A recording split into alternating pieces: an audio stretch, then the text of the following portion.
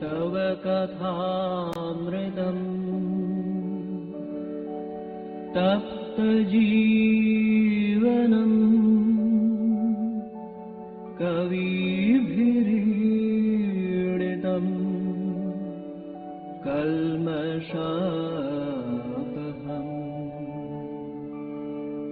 श्रवणमङ्गलम्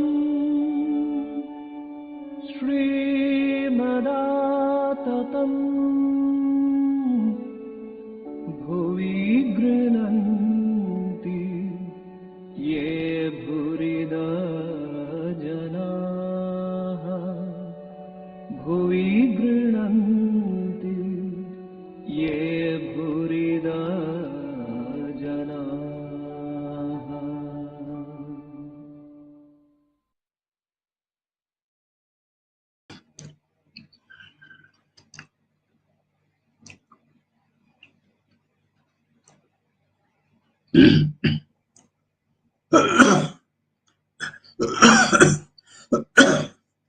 Om Tava Kathamritam Tapta Jivanam Kavivireeditam Kalmashapaham Shravanamangalam Shrimadatatam Bhuvi Grunanti Ye Bhurida Jana.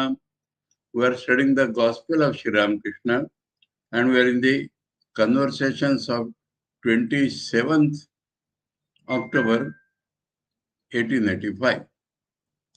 And on the previous day, lot of talks with doctors were there, and the result of that, Sri Ramakrishna has discussed in the morning that fish has caught the hook, but the line broke, somebody said.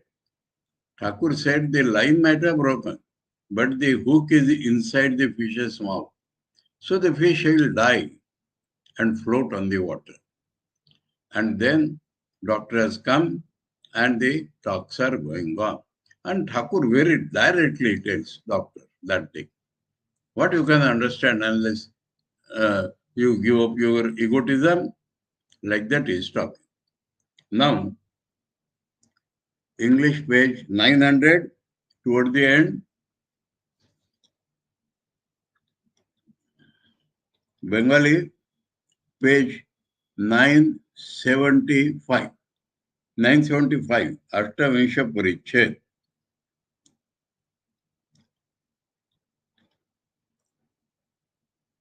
Addressing Dr. Sarkar, Sri Ramakrishna continued, look here. One cannot attain knowledge unless one is free from egotism. And there is a saying, when shall I be free? When I shall not cease to be. Wonderful Vedantic truth. When shall I be free? When I shall not be. So, I does not become free. The reality of I is always free. And when this I is dropped, then that real I shines and that is free. I and mine, that is ignorance. Thou and thine, that is knowledge. God and God alone. Everything belongs to God. Thou means God. Thine means everything belongs to God, not to me. A true devotee says, O God, thou alone art the doer. Thou alone doest all. I am a mere instrument. Beautiful. Again and again, Thakur is telling that. I do as thou makes me do. All these wealth, possessions, nay, the universe itself belong to thee. Wealth, possessions, universe itself belongs to thee. This house and these relatives are thine alone. House and the resident there, the relatives, are thine relatives. Not mine. Thine, not mine. Both are important. Huh? Otherwise, thine also and my also. No. Thine and not mine. I am thy servant. Mine is only the right to serve. It is a right to serve. These according to mine is only the right to serve thee according to thy bidding. Serve thee not as per my liking, serve thee as per thy bidding. You will say, serve me like that, I will serve you like that. That is the exact spiritual attitude. How beautiful Thakur has put in so many ways. And here is directly telling Doctor, those who have read a few books cannot get rid of conceit. So there is also heat on Doctor. Once I had a talk with Kali Krishna Tagore about God. At once he said, I know all about that. I said to him, does a man who has visited Delhi brag about it? Does a gentleman go about telling everyone that he is a gentleman? So when you are that, you never want to tell that. People see and they will understand. Beautiful. Shyam. Now that Shyam is a new devotee, Shyam Basu, and is asking mad like irrelevant questions. Shyam. But Kali Krishna Tagore has great respect for you. But that means he is not a bad man. Master. Oh, how vanity turns a person's head. He may be respecting me, but vanity has turned his head. There was a scavenger woman in the temple garden at Dakshineshwar. Scavenger woman. And her pride, and all because of a few ornaments. One day, a few men were passing her on the path, and she shouted to them, hey, get out of the way, you people. If a scavenger woman could talk that way, what can one say about the vanity of others? Because she has some ornaments, she is vain, though she is a scavenger woman, the lowest. What about others? So he is showing the element of egotism present in every man almost. Shyam, sir, if God alone does everything, how is it that man is punished for his sins? God never punishes. If you do something wrong, you will have the vipak. What is that? If God alone does everything, every man does not have the consciousness that God alone does. This is a big thing. Talking something by mouth and realizing it are two different things. And talking by mouth is not going to help you. And so, if you do something wrong, the result is wrong. If a man has actually surrendered to God, then there is nothing done by him which can be called wrong. Master, how like a goldsmith you talk? He has not liked this at all. Goldsmith means calculating mind, which Narendra clears immediately. Narendra, in other words, Shyam Babu has a calculating mind, like a goldsmith who weighs things with his delicate balance. Master, I say, oh my foolish boy, eat the mangoes and be happy. That is a Thakur's patent example, allegory.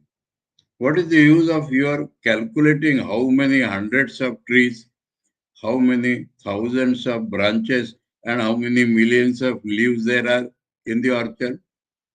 You have come to the orchard to eat mangoes. Eat them and be contented.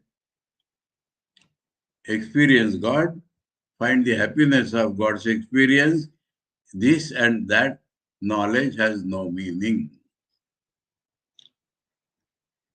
To Shyam, you have been born in the world as a human being to worship God.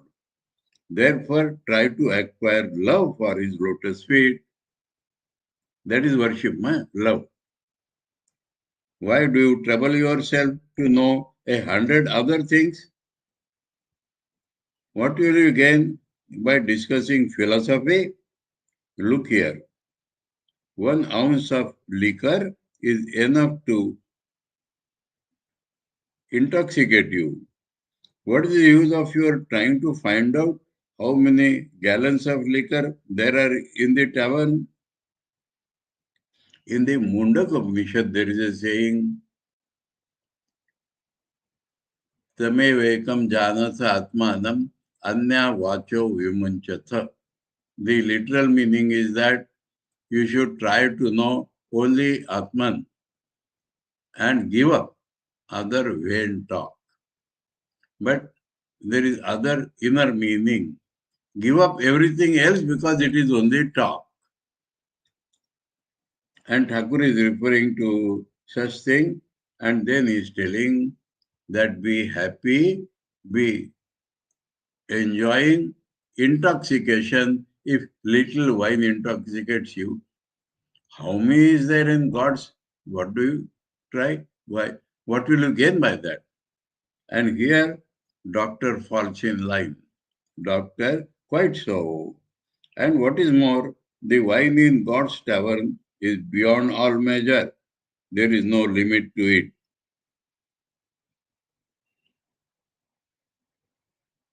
So here, doctor has fallen in a line in a way. Master, to Sham, why don't you give your power of attorney to God? Total surrender is called power of attorney. To realize that he is the doer. This is how Girish Chandra Ghosh rose in spirituality. Rest all your responsibilities on him. If you entrust an honest man with your responsibilities, will he misuse his power over you? If honest man will not misuse your power over you. If you give to some bad man, he may take advantage, but not a good man. God alone knows whether or not he will punish you from your sin. So the reply to that question has come now. God alone knows whether he will punish or not. That means if it is done under God's command, there is no question of sin.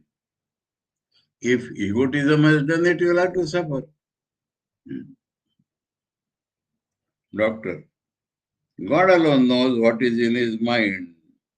How can a man guess it? God is beyond all our calculations. This is not correct according to Thakur.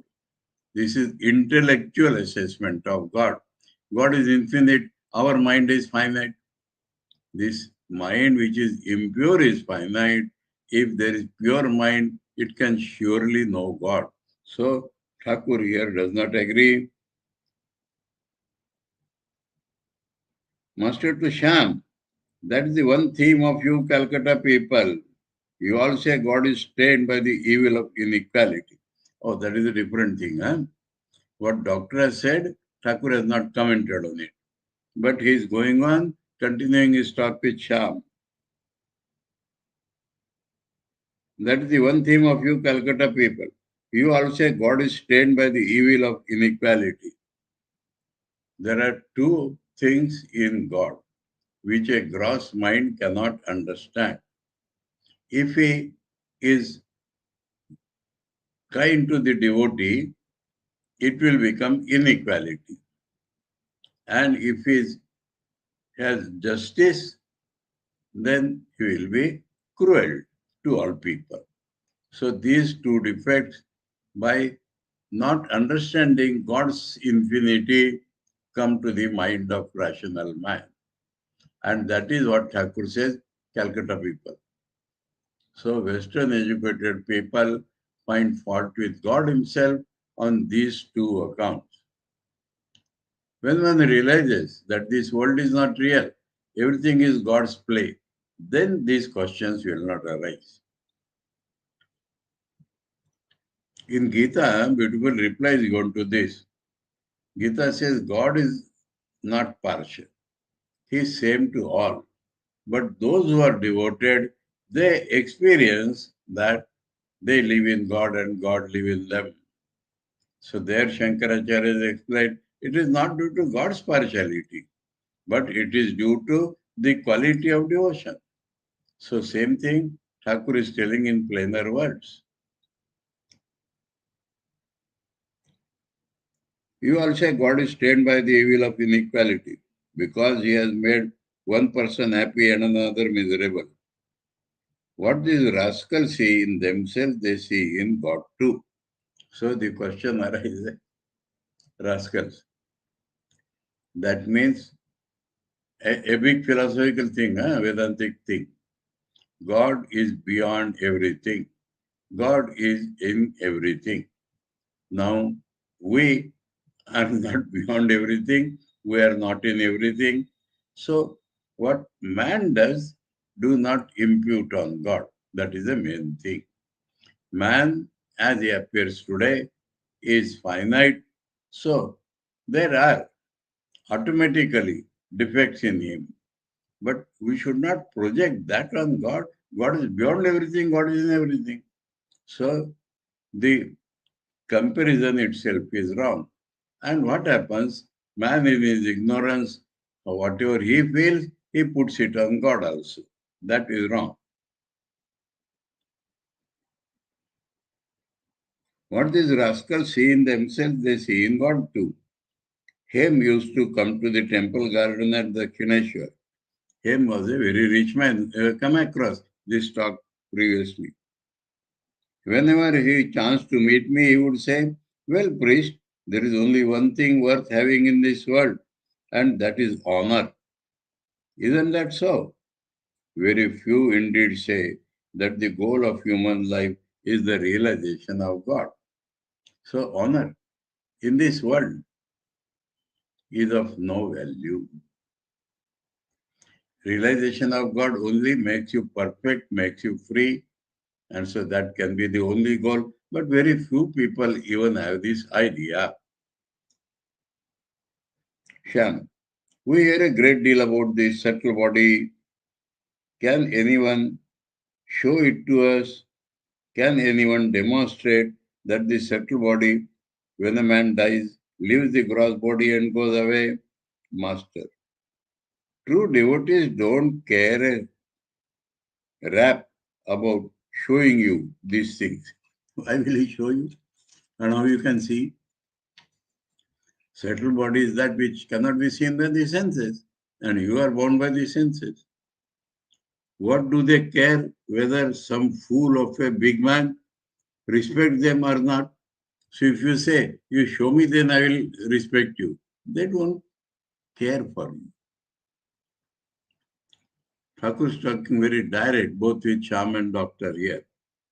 The desire to have a big man under their control never enters their minds.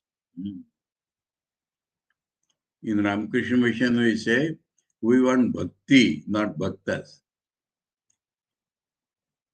Sham, what is the distinction between the gross body and the subtle body? Is still at it. Master, the body consisting of the 5 gross elements is called the gross body. The subtle body is made up of mind, the ego, the discriminating faculty, and the mind stuff. He has given a plain answer to the plain question. There is also a causal body that we should understand, by means of which one enjoys the bliss of God and holds communion with Him. That causal body is I, the experiencer of God, that much. The Tantra calls it Bhagavati Tanu, God, divine body, the divine body. Beyond all this is the Mahakarana, the great cause. Cause without coming in cause-effect relation is called Mahakaran, great cause, that is God Himself. That cannot be expressed by words. It is the nature of God. So here Thakur has given a direct answer to that body with additional knowledge. Don't think only body is gross and subtle, but there is a causal body and you should think there is a Mahakaran, that is God Himself. So very clearly he has told us about that. What is the use of merely listening to words, but he supplements it by like that. Do something. What will you achieve by merely repeating the word Siddhi? Sadhana is absolutely necessary, and that is a very special feature in Sri Ramakrishna. Will that intoxicate you, the word Siddhi? Him. You will not be intoxicated, even if you make a paste of Siddhi and rub it all over your body. So, discussion, intellectual conviction, they are of no use. You must eat some of it. How can a man recognize yarns of different counts, such as number 40 and number 41, unless he is in the trade? So, it is great practice that one understand difference between 40 grains per inch, 41 grains per inch threads. Those who trade in yarn do not find it at all difficult to describe a thread of particular count. Therefore, I say practice a little spiritual discipline. Then you will know all these, the gross, the subtle, the causal, and the great cause. So you will himself know it when you practice sadhana. That is the real answer to all those questions. While praying to God, ask only for love for His lotus feet. So, realization of God, love of God, prayer, attorney. These are means of spiritual sadhana. When Rama redeemed Ahalya from the curse, we have heard that story again and again. He said to her, ask a boon of me. Allah said, O Rama, if you deign to grant me a boon, then please fulfill my desire that I may always meditate on your lotus feet, even though I may be born in a pig's body. So external life, no consideration, remembering God, devoted to Him, that is the one theme of life. Of course, words are fully pregnant with spiritual. I prayed on to the Divine Mother only for love. His own example. I offered flowers at her lotus feet and said with folded hands, O Mother, here is thy ignorance and here is thy knowledge. Take them both and give me only pure love for thee. Here is thy holiness and here is thy unholiness. Take them both and give me only pure love for thee. Here is thy virtue and here is thy sin. Here is thy good and here is thy evil. Take them all and give me only pure love for thee. Here is thy dharma and here is thy adharma. Take them both and give me only pure love for thee. All these are almost synonymous terms with some shades, and Thakur repeats this again and again and wants only pure love for God. Pure love will automatically give you everything which is worthwhile. And he explains, dharma means good actions like giving to charity. In charity, if you accept dharma, you have to accept adharma too. That means all actions will not be good if you are actor. If you accept virtue, you have to accept sin. All these things mean the same thing, that if you are the doer, then that will be a mixed affair. If you accept knowledge, you have to accept ignorance. If you accept holiness, you have to accept unholiness. It is like a man's being aware of light, in which case he is aware of darkness too. Comparative, dual. If a man is aware of one, he is aware of many too. One, many, aware, automatic. When God is realized, then we cannot call one, because the counter himself is not there. If he is aware of good, he is aware of evil too. Blessed is the man who retains his love for the lotus feet of God, even though he eats pork. But if a man is attached to the world, even though he lives only on boiled vegetables and cereals, then Doctor completes that sentence. Doctor, he is a wretch. But let me interrupt you here and say something. This story may be true, but doctor's interpretation is very horrible. Buddha once had pork and as a result had colic. To get rid of the pain, it distorted the fact. This much is right, that he ate pork and as a result had colic. And he passed away due to that in samadhi. But doctor says to get rid of the pain, he would take opium and thus become unconscious. That is his samadhi. Do you know the meaning of nirvana and such stuff? Buddha would become stupefied after eating opium. He would have no consciousness of the outer world. This is what they call nirvana. So this is a very, very poor, distorted view. But funny, all laugh to hear this novel interpretation of nirvana. The conversation went on. Master to Sham. Today is more of Sham's turn. There is no harm in your leading the life of a householder, but do your duties in an unselfish spirit, fixing your mind on the lotus feet of God. So main thing is fixing your mind on the lotus feet of God. Then you can work unattached. You must have noticed that a man with a carbuncle on his back speaks to others in his usual way.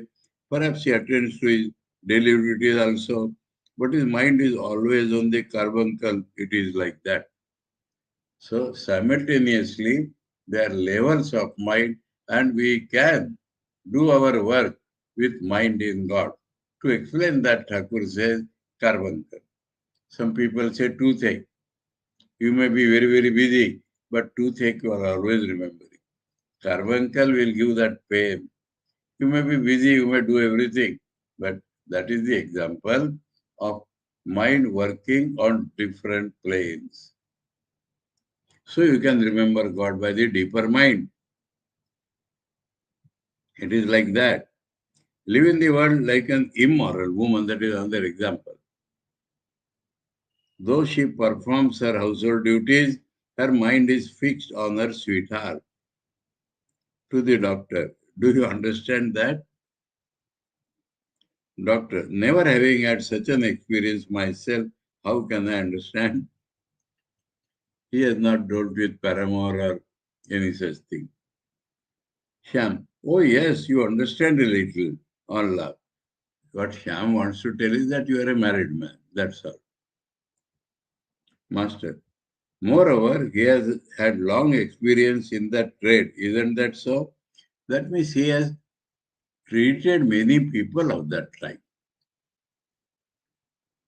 on love. And he is a married man also for a long time. Shan, sir, what do you think of theosophy? Another question. Master, the long and short of the matter is that those who go about making disciples belong to a very inferior level. So also do those who want occult powers to walk over the Ganges and to report what a person says in a far-off country and so on. Different type of occult powers. It is very hard for such people to have pure love for God. Sham. But the Theosophists have been trying to re-establish the Hindu religion. American reflection of Hinduism. Master, I don't know much about them. So he cancelled that subject from the mind. Shyam, you can learn from Theosophy where the soul goes after death, whether to the lunar sphere or the stellar sphere or some other region. Master, that may be, but let me tell you my own attitude. Once a man asked Hanuman, what day of the lunar fortnight is it? Hanuman replied, I know nothing about the day of the week, the day of the lunar fortnight, the position of the stars in the sky, or any such thing. On Rama alone I meditate. That is my attitude. That is Hanuman's attitude. That is my attitude also. In how many ways he is trying to bring the same thing to Sham? Sham, the theosophists believe in the existence of Mahatmas. Do you believe in them, sir? Again and again. Occult things. Master, if you believe in my words, I say yes. But now please leave these matters alone. Again and again is trying. Come here again when I am a little better. Some way will be found for you to attain peace of mind. So I will show you the way to come some other time. Give up this rubbish talk. If you have faith in me, that is the condition. You must have noticed that I don't accept any gift of money or clothes. We do not take any collection here. That is why so many people come. Laughter, because there is a truth in this also.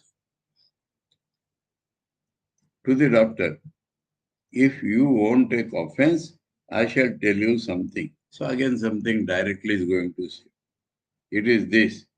You have had enough of such things as money, honor, lecturing, and so on. Now, for a few days, direct your mind to God and come here now and then. Satsanga. Your spiritual feeling will be kindled by hearing words about God. So directly he has told to doctor. What doctor's response is not given here.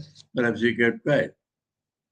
After a little while, as the doctor stood up to take his leave, Girish Chandra Ghosh entered the room and bowed low before the master. Dr. Sarkar was pleased to see him and took his seat again because Girish has come. That day, Girish did not come and doctor had to go away.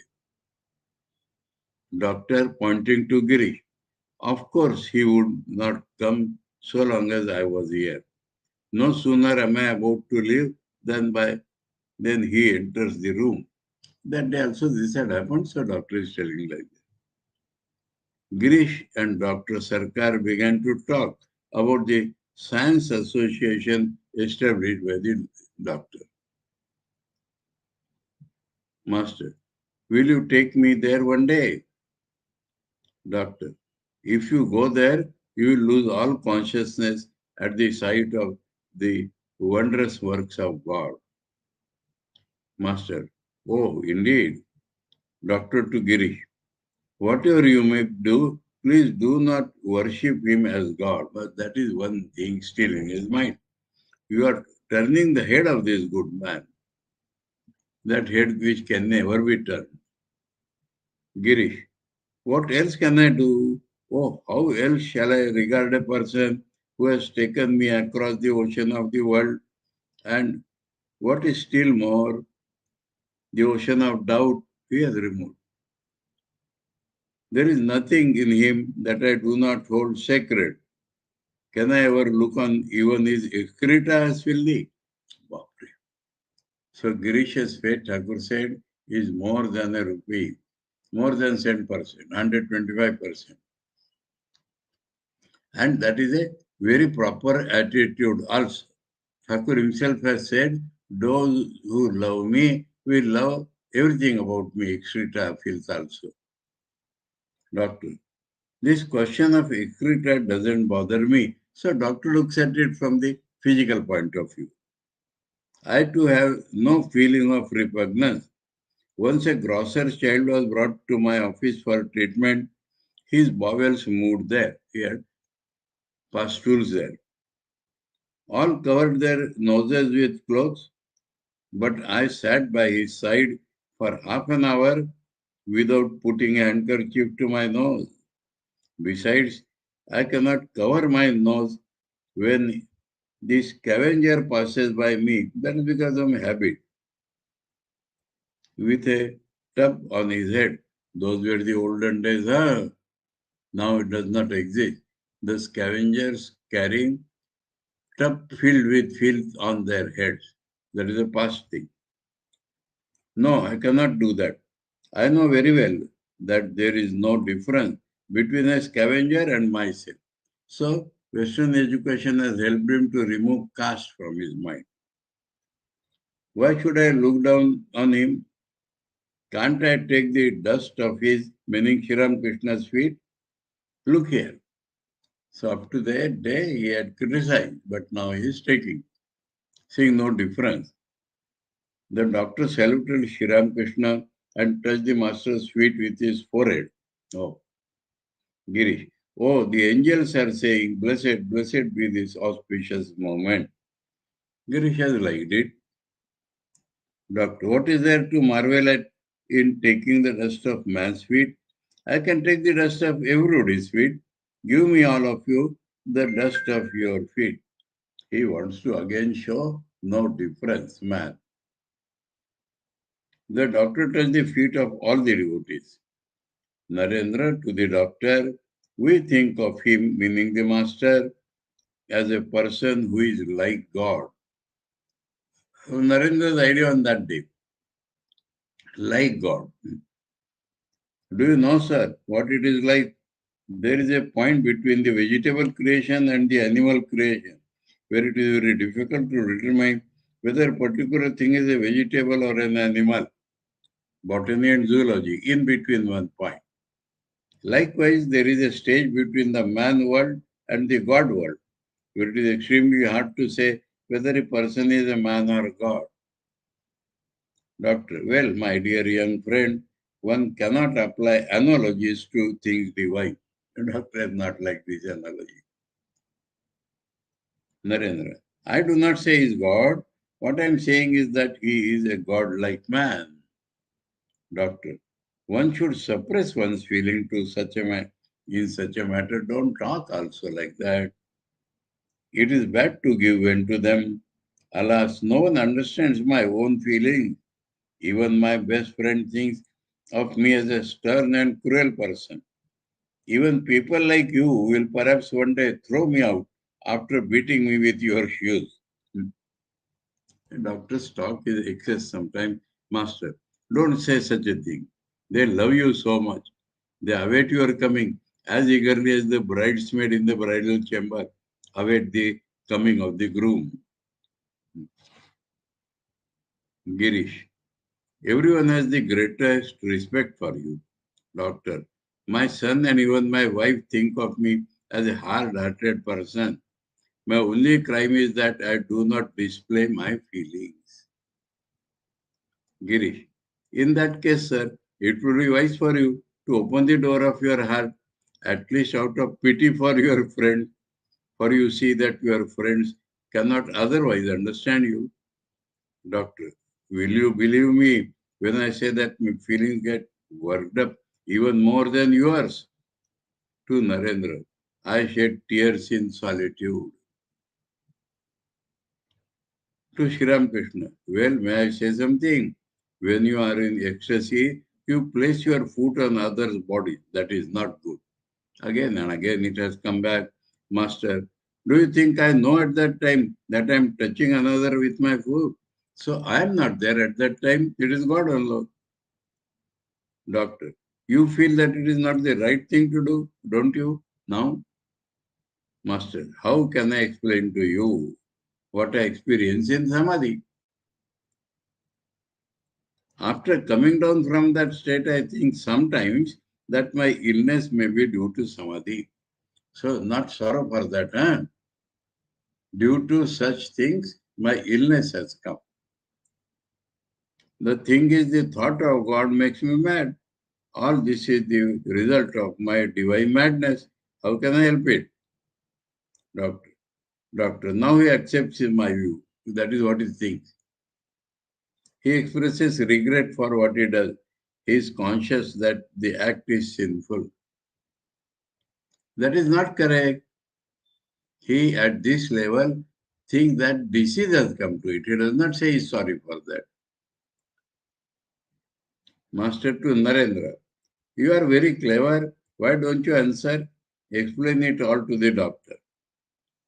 Now Girish intervenes. Girish to the doctor. Sir, you are mistaken. He is not expressing regret for touching the bodies of the devotees during Samadhi. His own body is pure, untouched by any sin. That he touches others in this way is for their good. Sometimes he thinks that he may have got this illness by taking their sins upon himself. He has explained it. Think of your own case. Once you suffered from colic, didn't you have regrets at that time for sitting up and reading till very late at night? Does that prove that reading till the late hours of night is in itself a bad thing? He, meaning Sri Ramakrishna too, may be sorry that he is ill, but that does not make him feel that it is wrong on his part to touch others for their welfare. Dr. Sarkar felt rather embarrassed. So this is the point Girish has caught on him by giving Dr. own example. That you studied and you suffered by colic. Do you say it was wrong to study? Yes, you suffered by colic.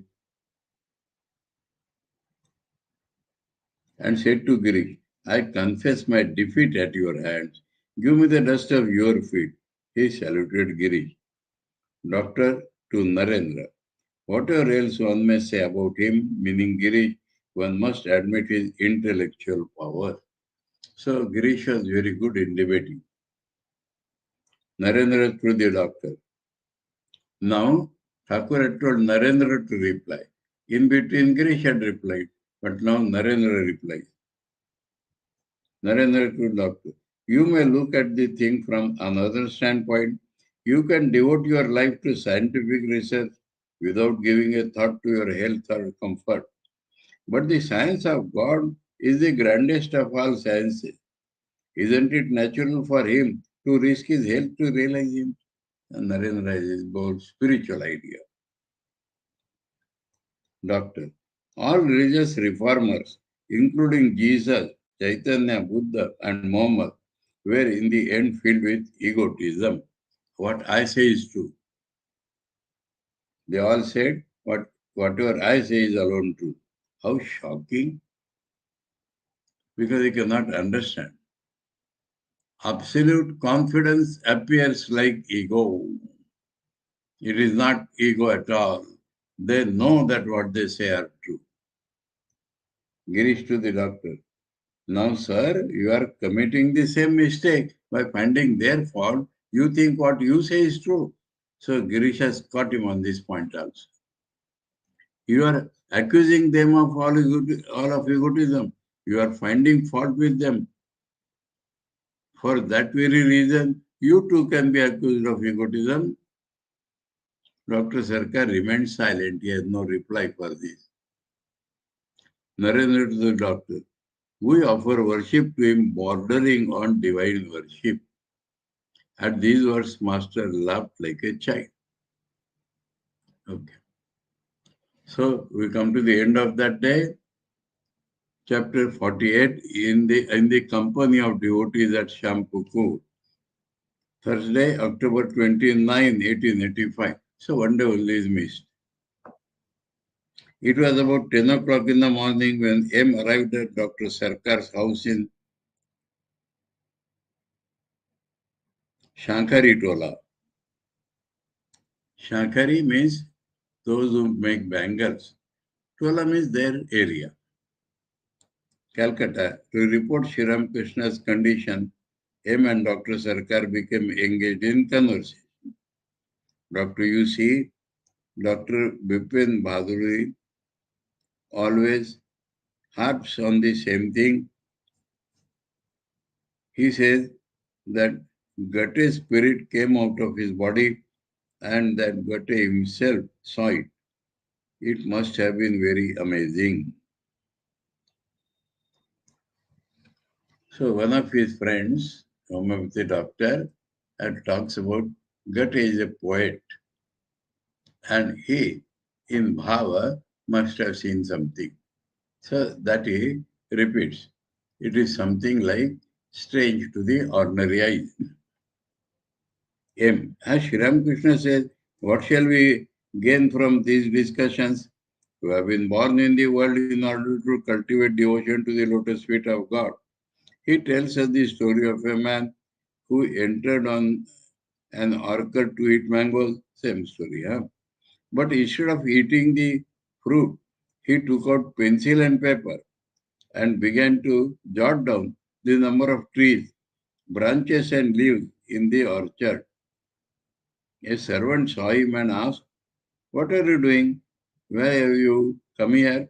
The man said, "I have come here to eat mangoes. I am now counting the trees, branches, and leaves in the orchard." Thereupon the servants replied, "If you have come here to eat mangoes, then enjoy them. What will you gain by counting the trees, branches, and leaves?" Doctor, he has understood something. I see that the Paramahansa has been able to extract the essence. Then Dr. Sarkar told him many stories about his homeopathic hospital. He showed him the list of the patients who visited the hospital every day. He further remarked that at the beginning, many medical practitioners had discouraged him about homeopathy. He was a allopathy in the beginning and had even written against him in magazines. But he stood by his thing and he succeeded. Him and Dr. Sarkar got into the doctor's carriage. The doctor visited many patients. He entered the house of the Tagore family at Pathuriaghata and was detained there by the head of the family. Returning to the carriage, he began to talk to him. "Doctor, I was talking to that gentleman about the Paramahansa.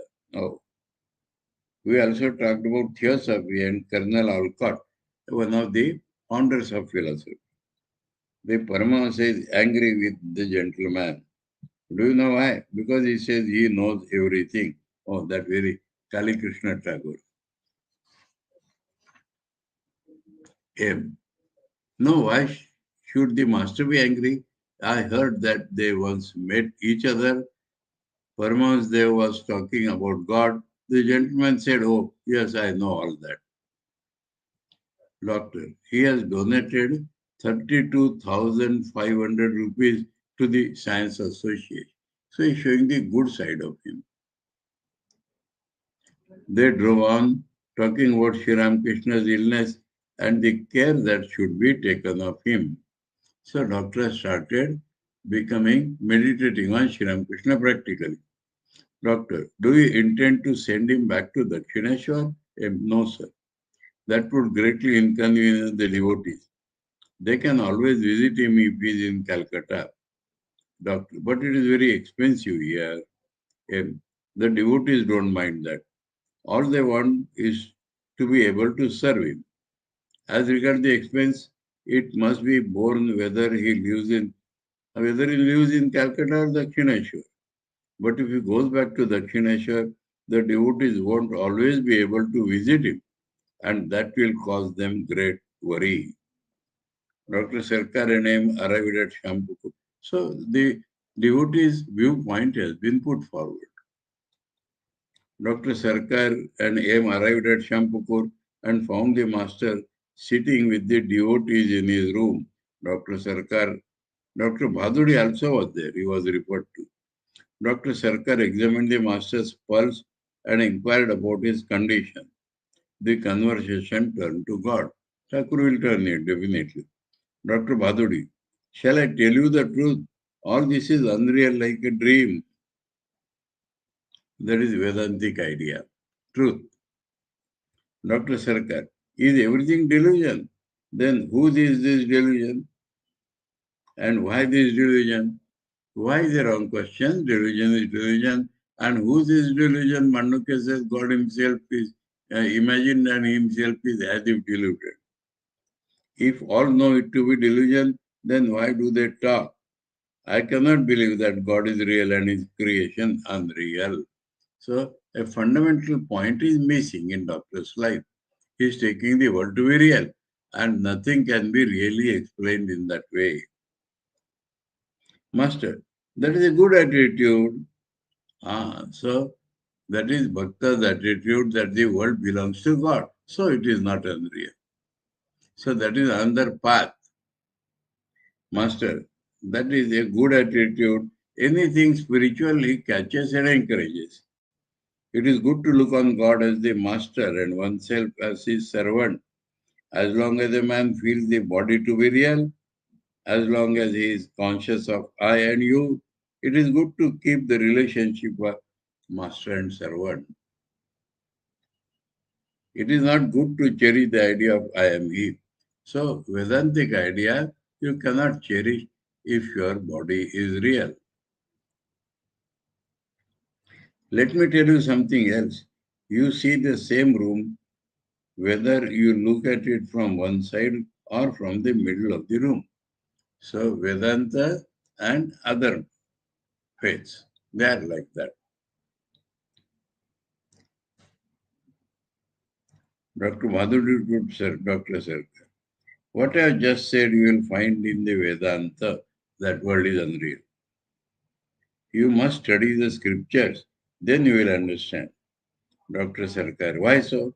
Has he, meaning the master, acquired all this wisdom by studying the scripture? He too supports my view. Can't one be wise without reading the scriptures? Master, but how many scriptures I have heard? So don't think I'm without scriptures. Dr. Sarkar, a man may mistake the meaning if he only hears. In your case, it is not mere hearing, you are realizing. Master to Dr. Sarkar, I understand that you spoke of me as insane. That is why they, pointing to him and others, don't want to go to you. Straight, straight, straight. Dr. Sarkar, looking to him, at him, why should I call you, meaning the master, insane? But I mentioned your egotism. Why do you allow people to take the dust of your feet? Him. Otherwise they weep. They want. Dr. Sarkar, that is their mistake. They should be told about it. So that point is not going at all. Him. Why should you object to them taking the dust of his feet? Doesn't God dwell in all beings? So M is trying some or other to bring doctor to appreciate Dr. Sarkar. I don't object to that. Then you must take the dust of everyone's feet because God is in everyone. God dwells in all beings. So that point doctor has got. Special manifestation he cannot understand. But there is a greater manifestation of God in some men than in others. There is water everywhere, but you see more of it in a lake, a river, or an ocean. Will you show the same respect to a new Bachelor of Science as you do to Faraday? So, in his own field, Master Mashe shows that Faraday is a very big scientist and a Bachelor of Science is just a student. So, will you show him the same respect? Will you not see the difference? Dr. Sarkar, I agree with that. But why do you call him God? Doctor himself has said that I respect him highly as a man. M. Why do we salute each other? It is because God dwells in everybody's heart. That is the old Indian tradition. Namaste. We are saluting the God who is in other man's heart.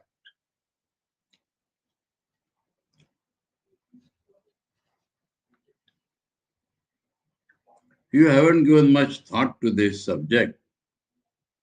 Master to Dr. Sarkar, I have already told you that some people reveal more of God than others.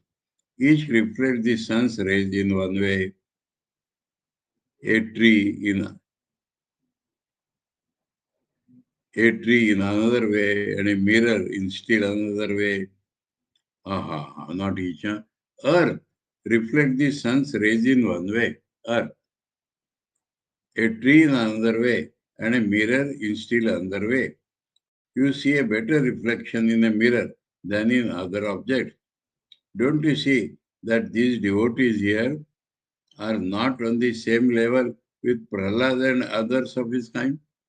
So within devotees there are grades. Prahlada's whole heart and soul were dedicated to God. Dr. Sarkar did not reply. All were silent because the thing is very deeply true. Master to Dr. Sarkar, you see, you have love for this, meaning himself. You told me that you loved me, Dr. Sarkar. You are a child of nature. That is why I tell you all this. It hurts me to see people salute you by touching your feet. I say to myself, they're spoiling such a good man. Keshav Sen too was spoiled that way by his devotees. Listen to me.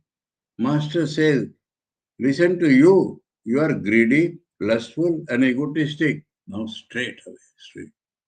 Listen to you. Ah, Dr. Bhaduri to Dr. Sarkar. That is to say, you have the traits of a jiva, an embodied being. He puts in Vedantic terminology. These are his traits: lust, egotism, greed for wealth, and a hankering after name and fame. A quality is essential of the jiva. All embodied beings have these traits. So don't take it very seriously.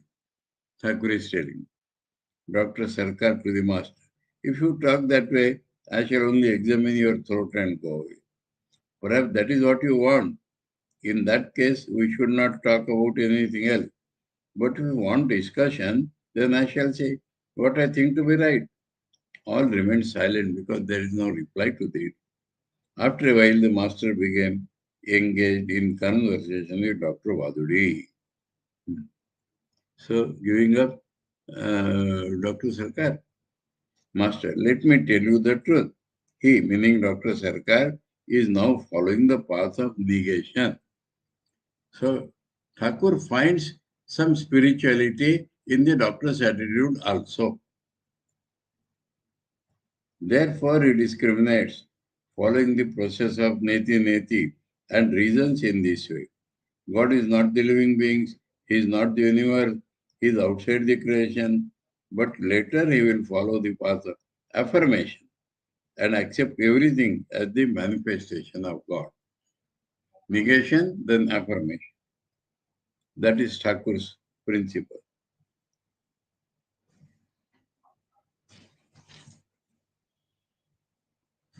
By taking off one by one the sheaths of a banana tree, one obtains the pith.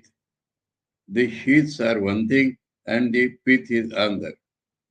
The sheaths are not the pith and the pith is not the sheath. But in the end, one realizes that the pith cannot exist apart from the sheaths and the sheaths cannot exist apart from the pith. They are part and parcel of one and the same banana tree. Likewise, it is God who has become the 24 cosmic principle. It is He who has become man. So everything is He. Immanence is equally important than transcendence. That is an important thing. To Dr. Sarkar, there are three kinds of devotees: superior, mediocre, and inferior. The inferior devotee says God is out there. According to him, God is different from His creation.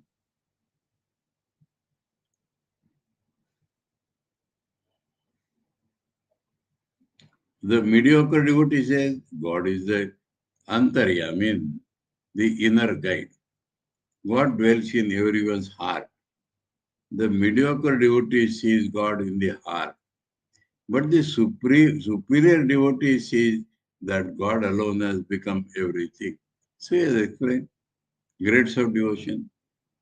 He alone has become the 24 cosmic principles. He finds that everything above and below is filled with God. Read the Gita, the Bhagavata, and the Vedanta, and you will understand all this. He is not God in His creation. He is God not in His creation, Dr. Sarkar. Not in any particular object. He is everywhere. And because He is everywhere, He cannot be sought after. Anyway, the conversion, He cannot be sought after. If you realize that He is everywhere, you have found Him. The conversation turned to other things. I think from here. We pick up on Thursday. Om Tava Kathamritam Tapta Jivanam Kaviviridhitam Kalmashapaham Shravanamangalam Shrimadatam Bhui Grunanti Ye Bhuridajana. Om Shanti Shanti Shanti. Hari Om Tat Sat. Shri Ramakrishna Arpanamastu.